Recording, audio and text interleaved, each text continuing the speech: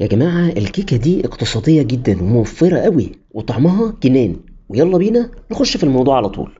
أول حاجة عندي لازم أشغل الفرن، وهجيب عدد 2 بيضة نفقشهم كده وعليهم كوباية سكر، ونفضل نضرب فيهم مش أقل من 3 أو 4 دقايق لحد لونهم ما يكون فاتح قوي كده والكمية تتضاعف معايا. بعدين هنزل عليهم بكوباية إلا ربع زيت وقدهم لبن، وننزل بعد كده بربع كوباية أي مية غازية تكون أي نوع ما عدا الأسود. أنا هنا استخدمت مية شعير بالأناناس ومعاهم شوية فانيليا، وهبدأ أضرب تاني لحد ما الخليط يبقى سايل قوي كده وخفيف. وهنزل بقى بباقي المكونات الجافة، كوبايتين إلا ربع دقيق، ولازم أنزلهم بالمنخول علشان ما يكونش فيهم أي تكتلات. معلقة إلا ربع بيكنج باودر أو محسن كيك، ورشة ملح صغيرة قوي كده، ونقلب كله مع بعضه لحد ما الدقيق يختفي تماما ويبقى القوام بالشكل ده.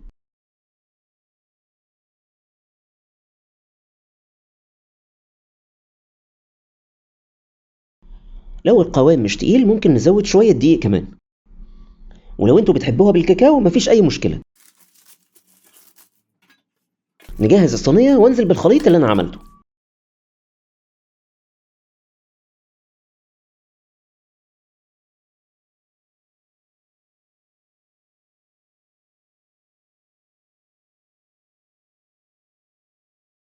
هدخلها الفرن لمدة 30 دقيقة على حرارة 170.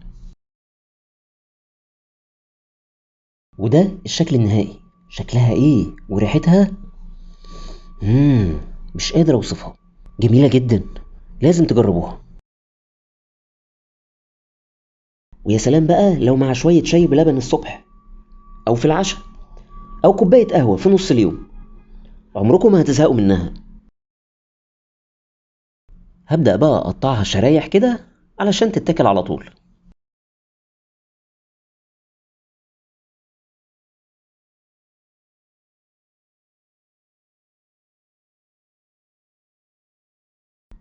طلعت هشة وطرية جدا وطعمها حكاية، لازم تجربوها.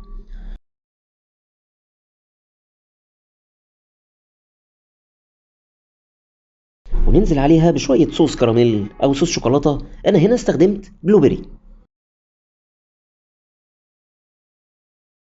ما تنسوش تعملوا لايك وشير وتمنشنوا لحبايبكم اللي هتأكلوهم الكيكة دي، واشوفكم في فيديو جديد.